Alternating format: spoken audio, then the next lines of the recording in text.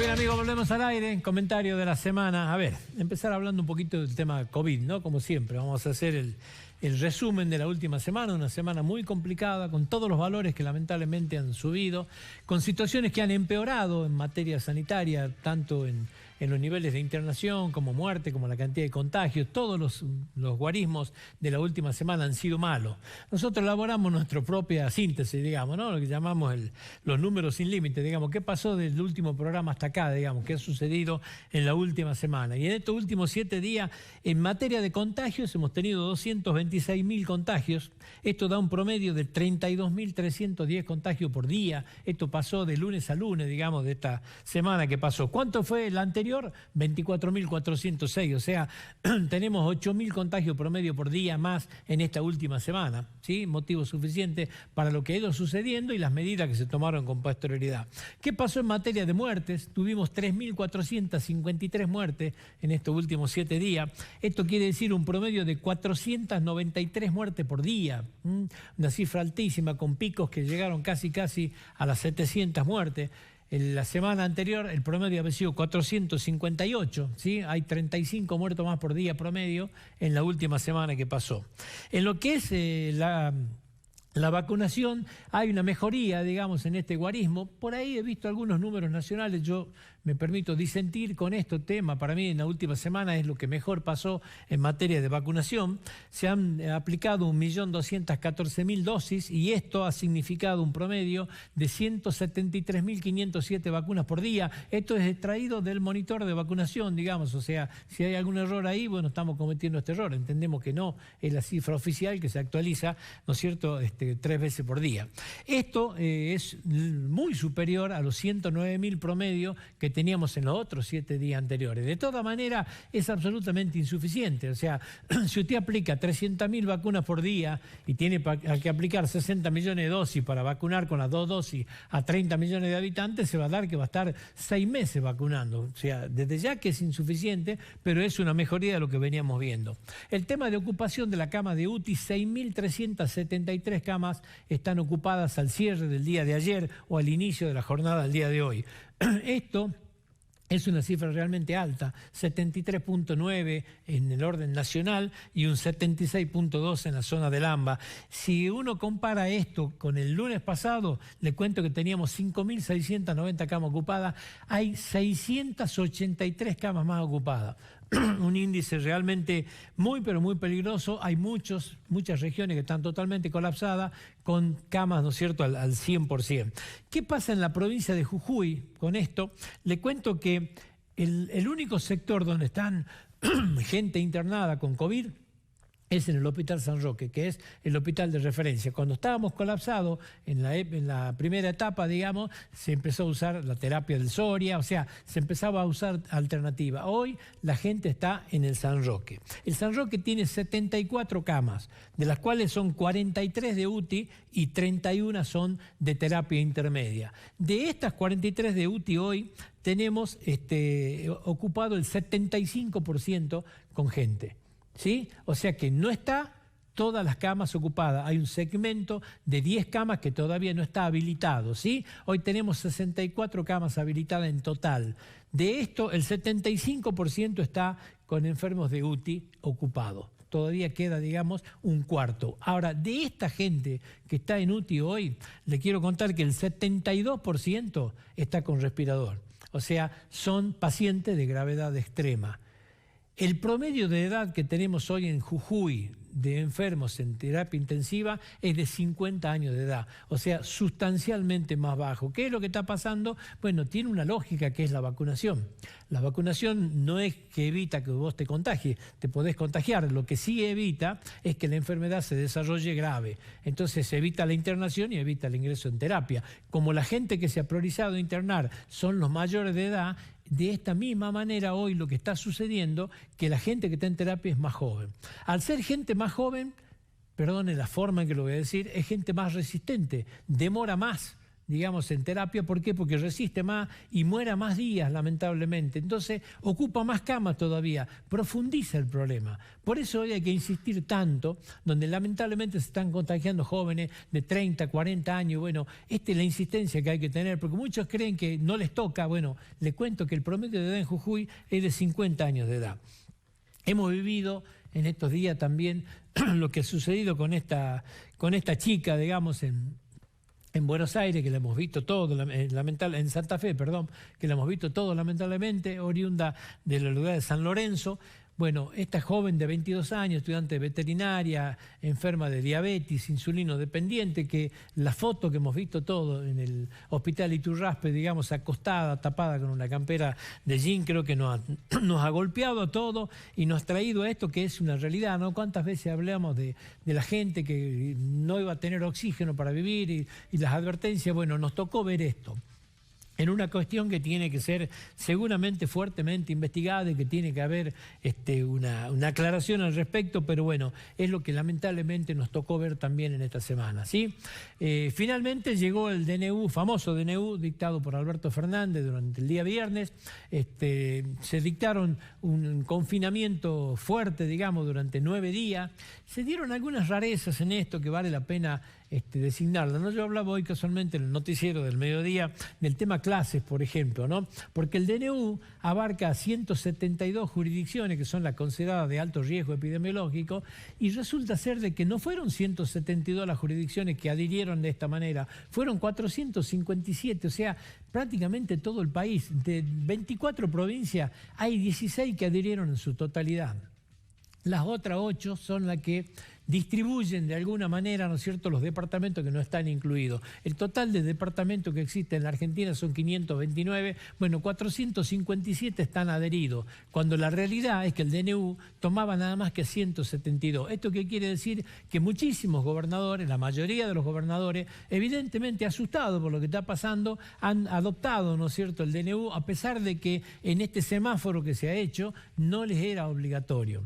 ¿Qué ha pasado con Jujuy? Jujuy es la única localidad, por ejemplo, que mantiene las clases presenciales. Es la única en todo el país, es la provincia de Jujuy que mantiene la totalidad, ¿no es cierto?, de sus departamentos en clases presenciales. La Ciudad Autónoma de Buenos Aires pasó al otro lado. O sea, era la que estaba en litigio con la Nación en la Corte Suprema y hoy no solamente que no tiene clases presenciales, también ha decidido interrumpir, ¿no es cierto?, las clases virtuales. ¿Por qué? Porque va a modificar su cronograma de clase, las alarga hasta el 22 de diciembre y estos 3 días que no va a dar clase, digamos, lo va a recuperar al fin del ciclo. Pero bueno, cuestiones de declaraciones que se han tomado. Hay mucho descontento por este DNU que se ha dictado ahora. Hay que ver qué es lo que pasa a partir de mañana, donde volvemos a una normalidad, porque hasta acá ha sido un fin de semana largo, un fin de semana con que nos encontramos. Hoy había una declaración de Sabina Fredeli que decía que los que han ido a hacer turismo no van a poder volver. Esto es una locura. ¿Qué van a hacer para que no vuelva? ¿Lo van a parar en la ruta y lo van a dejar a toda la familia tirada? Una declaración que la verdad no tiene mucho sentido. Entiendo que lo que se pretende es que la gente no se movilice, pero cuando salió este DNU, ¿no es cierto?, cuando se lo aclaró, hay mucha gente que ya había salido de viaje.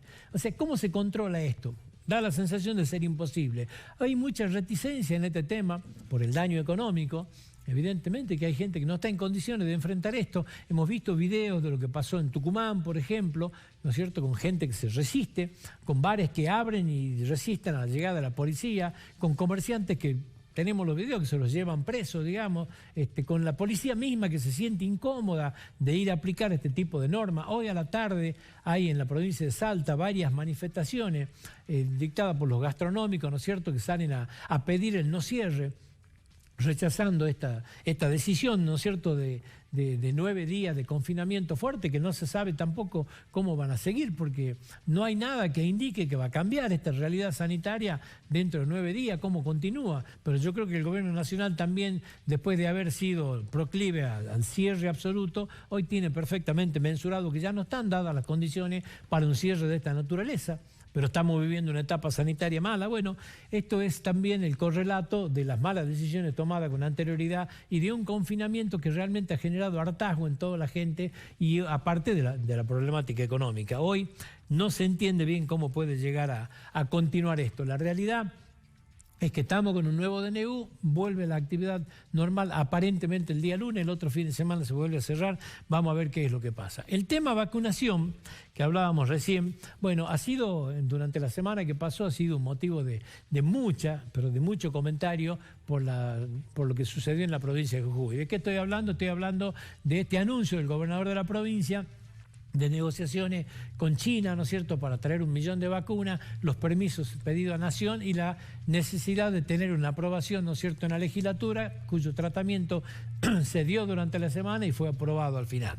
Esto hay que reconocer que fue una sorpresa absoluta, digamos, y lo volvió a poner a Jujuy y al gobernador Gerardo Morales en el candelero en este tema, ¿no? Porque, a ver, en el inicio de la pandemia anterior, si usted se acuerda, fue el primero en suspender las clases. ¿Se acuerda las cosas que dijeron? Fue el primero que abrió un hospital de campaña. El hospital de campaña que hay, ¿no es cierto?, en la zona de la ciudad cultural, bueno, es el primer hospital de campaña que se abrió a nivel país, ¿sí? Bueno, hoy vuelve a ser Gerardo Morales a estar, ¿no es cierto?, en el candelabro ideal, digamos, de las conversaciones por esta decisión de avanzar con la compra de 1 millón de vacunas. Yo por ahí no termino de entender algunas discusiones que se dan en el debate legislativo y algunas oposiciones, ¿no? Porque, a ver, uno puede exigir y pedir todo tipo de rendiciones de cuentas en la medida de lo posible.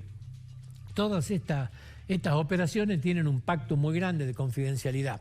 A ver, le pregunto a usted, ¿ha visto en algún lugar cuánto valen las vacunas? ¿Se conoce? Yo escuché comentarios que la China costaba 40, lo logró bajar a 20, pero no son temas que anden circulando por todos lados. Evidentemente que hay contratos de confidencialidad que no se pueden violar y que se mantienen con prudencia. Ahora, en este tema, pregunto, ¿es motivo de discusión el precio? O sea, Jujuy tiene 1.100 personas muertas. ¿Es motivo de discusión el precio? Personas que podrían estar, no todas, pero la gran mayoría vivas si hubiéramos tenido vacuna en el momento que nos dijeron, digamos, iba a haber 10 millones de vacunas en diciembre. O sea, este es motivo de discusión. Por ahí hay diputados que no los entiendo, digamos, en oposiciones que se plantean a este tema. Si hay algo que creo que es prioritario hoy, es salvar la vida a la mayor cantidad de gente posible. Este debate me cuesta mucho comprenderlo. En el orden nacional, les cuento que, bueno, lo que pasó con Patricia Bullrich y lo que pasó en el día de ayer con el propio Carlos Bianco, quien es el jefe de gabinete de Axel Kicillof, realmente es una foto de una Argentina que me parece que ninguno queremos. Patricia Bullrich, en estas expresiones que ha tenido, tiene todo el derecho del mundo a pedir rendiciones, lo que sea, pero en estas acusaciones concretas, sin los fundamentos necesarios, donde se pasa este papelón de Pfizer después de salir a desmentir este tema, que dicho sea de paso está desmentido a media, ¿no? Lo que dijo Pfizer en su pequeño y escueto comunicado de 3 renglones es de que no le han pedido nada, digamos, no hay ningún pedido de coima, por decirlo claramente, pero también dice que no tiene intermediario, no tiene nada, no dice que le han exigido tener un intermediario. Pero claro, ante una denuncia penal que va a haber ahora, porque seguramente tanto el presidente Alberto Fernández como el doctor Ginés González García lo van a demandar a Patricia Bullrich, como ya lo dijeron, va a ser Gregorio Dalbon el que va a llevar adelante la demanda, seguramente va a ser citada la gente de Pfizer a declarar en esto, o sea, pero de todas maneras lo que voy es esta costumbre que tenemos en la Argentina de atacarnos de la manera que nos atacamos, de insultarnos, de agraviarnos de esta manera. Realmente creo que hay una gran mayoría en la Argentina que no quiere esto ya.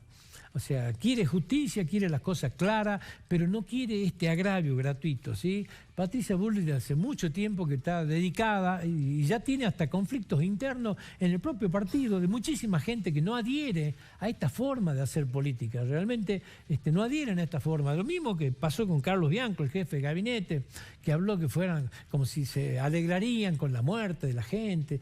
Realmente es increíble las cosas que escuchamos de la dirigencia y la forma en que no se dan cuenta que hay un rechazo masivo, le diría, de este tema, de no comparten esta forma de hacer política. Pero bueno, es lo que vemos todos los días. El tema vacunatorio es un defecto muy grande que ha tenido el Estado Nacional. Ha sido muy mala la campaña vacunatoria. Si se hubieran cumplido las cosas como eran hoy, al mes de junio tendríamos que tener 51 millones de vacunas acá, como lo había prometido Ginés González García. Si se hubiera cumplido con lo mínimo que se le compró a AstraZeneca, tendríamos que haber tenido 10 millones de vacunas en el mes de enero. En realidad ha fracasado toda la campaña vacunatoria en la Argentina. O sea, hoy da la sensación que empieza la cosa a normalizarse un poco. Si Dios quiere, porque uno ya duda de este tema, van a llegar 4 millones de dosis durante el mes de junio, digamos, de AstraZeneca. Para eso bajó también a Carlas Bisotti a México a hablar de este tema, donde aparentemente había algún tipo de problema, por eso viajaron 2 funcionarios argentinos. O sea, va a haber algún tipo de aceleración en lo que es la llegada de vacunas y posiblemente entremos a un ritmo normal. Pero la realidad es que fracasaron todas las campañas vacunatorias. O sea, hoy Argentina está muy lejos de lo que pretendíamos y evidentemente se eligieron malos caminos. Se eligió el camino de Rusia y Rusia nos falló. O sea, esto creo que está claro, digamos, y bueno, en las opciones hay cosas que no están claras. El tema de Pfizer no está claro, sí, no está claro. Ahora, de ahí en más, hacer una acusación concreta de un pedido de coima, hay que tener los papeles por lo menos mínimos, ¿no es cierto?, para llevar adelante una denuncia de esta naturaleza. La verdad, hay en Argentina la confrontación que no nos gusta a la gran mayoría de la gente. Hoy se inaugura el Centro de Interpretación de la Bandera de la Libertad Civil. Creo que esto es un orgullo para todos los jujeños, ¿sí? La bandera de la libertad civil es el único patrimonio histórico tangible que existe en la Argentina y lo tenemos nosotros, los jujeños, ¿sí? Somos orgullosos depositarios de eso y creo que hoy lo que va a inaugurar en Casa de Gobierno, el gobierno de la provincia de Jujuy, es un lugar absolutamente adecuado para tener un patrimonio de esta naturaleza, ¿sí? Con un centro de interpretación que creo que va a ser un muy buen atractivo turístico. La Casa de Gobierno va a tener la experiencia de Éxodo y al ladito va a tener esto, digamos, donde usted va a poder revivir y le van a contar la historia de lo que significa este símbolo patrio y donde va a estar preservado adecuadamente también en un espacio con la temperatura ideal, con el ambiente ideal, con la luz ideal, ¿no es cierto?, para tener este patrimonio de la mejor manera. Creo que es un muy buen paso el que da la provincia de Jujuy en el día de hoy y me parece que esto es algo que nos debe enorgullecer. Esta zona es la zona que está llamada a ser el atractivo turístico de Jujuy, ¿no?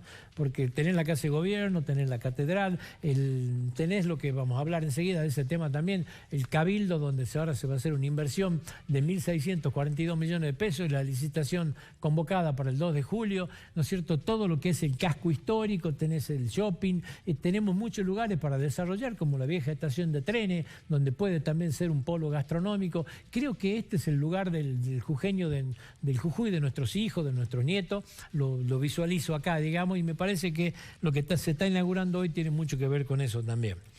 Hablando de eso, hablar un poquitito de la obra pública que ha sido noticia en esta semana que pasó, en tema del Cabildo, llamado a licitación 2 de julio, le decía, se habló de la Ruta 34 también, ¿no es cierto? Lo he visto quejarse el gobernador de la provincia y he visto una queja permanente, digamos, de muchos, de pedirle a los legisladores que hagan gestiones, porque mucha obra pública nacional estaba paralizada. La obra pública que avanzaba en Jujuy tenía que ver con obras provinciales, las escuelas por el tema del financiamiento de Cauchari, pero la realidad es que la obra pública nacional estaba paralizada, falta casi nada para terminar el aeropuerto, la Ruta 34 son 3 etapas, están totalmente paralizada, una sola funciona al 30%, le diría, ¿no es cierto?, que es la que va desde el límite de Salta hasta el Cuarteadero. Bueno, ahora se licitó el Cuarteadero hasta el acceso norte a San Pedro. Se va a acelerar la 34 en lo que es límite hasta el Cuarteadero y se tiene que licitar la 66, o sea, lo que se conoce como el bigote, que es la que va de la 34 hasta el aeropuerto y de ahí de nuevo a juntarse en la 34 camino a San Pedro. Se va a pavimentar la ruta 66, vendría a ser la autopista de Jujuy a Perico, digamos, y se le van a hacer rotondas de salida. Se anunciaron obras de saneamiento por 2.100 millones de pesos, que tiene que ver con 7 localidades, Ledesma, San Pedro, Perico, San Antonio, Monterrico, El Carmen. Bueno, estas son obras tanto de agua como de cloaca en algunos casos. O sea, hay como un relanzamiento importante de esto. Espero que se dé, que tenga fluidez, porque la obra pública es fundamental para cualquier tipo de reactivación económica y esto creo que es clave. Un pequeño comentario quiero hacer del tema del transporte.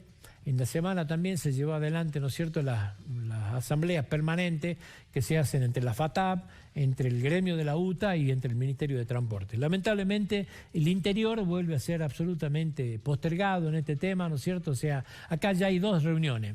Las reuniones que hacen los gremios, ¿no es cierto?, de la UTA con la gente de la zona del AMBA, por un lado, ¿no es cierto?, la entidad empresaria del AMBA, y por otro lado, los Kelper de la Argentina, o sea, las 23 provincias que nos juntamos a discutir migajas, digamos, ¿sí? El 83% de los subsidios van para allá y el otro 17% sirve para que el resto vean cómo subsisten. La realidad es que esta semana recién llegó el subsidio de abril, se está debiendo mayo que venció el día 15 de mayo, y la realidad es que en esta reunión de la UTA no hay forma de que los empresarios les lleven ninguna propuesta a la UTA, y la UTA está en alerta permanente, digamos, ¿sí? Ya ha planteado cuáles son los incrementos, son 42.74% de incremento al mes de septiembre en 4 etapas, una etapa del 11,2, otra del 14,29 y otra del 12,50, más un plus de 60.000 pesos, ¿no es cierto?, no remunerativo. Estas son las pretensiones de la UTA. El empresario dijo no está en condiciones de ofrecer nada. ¿Qué significa esto?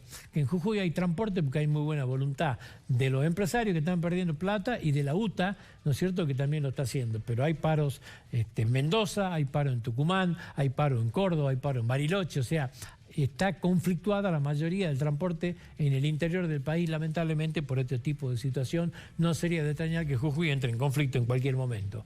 La carne fue también durante la semana un motivo de mucha conversación, cierre de las exportaciones por 30 días. La respuesta del campo fueron 9 días de no comercialización. Cuidado porque está la leche, ¿no es cierto?, también en guardia, porque temen de que esto se amplíe el tema de la leche. Hay problemas con lo único que hoy está siendo rentable, que es el tema de la leche en polvo, digamos, en la exportación puede caer en la misma problemática. Los granos también están conflictuados porque hay un principio de solidaridad. Hay muchas entidades del interior, como el caso de San Francisco, de Río Cuarto, que han planteado algún tipo de adhesión y de no comercialización de grano. O sea, es un conflicto que hoy está muy, pero muy complicado y que puede agravarse en cualquier momento, ¿sí? Ha estado medio quieto porque desde que arrancó vino este feriado largo. Pero ahora arranca de nuevo, ¿no es cierto?, la comercialización en Liniers. Hay que ver qué es lo que pasa, ¿sí?, porque hablan los productores de no entregar 9 días, vamos a ver cuánta gente entregue y cuánta gente no, pero es un conflicto que vuelve a estar muy complicado. Parece mentira, pero el campo es el que otorga casi 7 de cada 10 dólares que entran al país en concepto de exportaciones y está en una conflictividad permanente. Cuidado, porque esta vez la conflictividad puede ser, hay un hartazgo demasiado grande en el campo y ya demostró que cuando se unen pueden generar situaciones muy complicadas. Que todos vamos a perder con esto no tengo ninguna duda. El principal que pierde es el país en un momento muy pero muy bueno, con valores buenos, pero bueno, parece mentira, pero acá, como lo dijo la diputada Vallejo alguna vez, lamentablemente los precios, los commodities están altos y por eso suben los precios internos. El único lugar del mundo que pasa eso es acá. ¿Por qué no suben entonces en Paraguay ni en Uruguay, que no tienen inflación, cuando también exportan ganado y mucho más que nosotros ya nos han sacado el 10º lugar que teníamos? Pero bueno, parece mentira, pero es una constante y la pelea es una constante. Y el último comentario chiquito tiene que ver con la designación del juez Daniel Rafeca, ¿no? Se está generando un conflicto grande también en el gobierno nacional con este tema, porque cuando Alberto Fernández propuso a Daniel Rafeca, sectores de la oposición, ¿no es cierto?, negaron esto. Me acuerdo que fue Lelita Carrió la primera que dijo que había que aprobar el pliego de Daniel Rafeca. Esto se negó y se paró. Hoy, ¿no es cierto?, a la luz de los últimos acontecimientos y de este proyecto de modificar la ley del Ministerio Público Fiscal, hoy existe la posibilidad de designarlo a Rafeca y resulta ser de que el sector que no da la vía libre, digamos, para esto es el propio bloque del oficialismo. O sea, un presidente que pide a Rafeca, lo ratificó en un reportaje a la CNN el día sábado, que su candidato es Daniel Rafeca, un presidente que pide y el propio bloque del oficialismo que dice no. O sea, hay un conflicto en cierne de consecuencias bastante imprevisibles. Vamos a la pausa.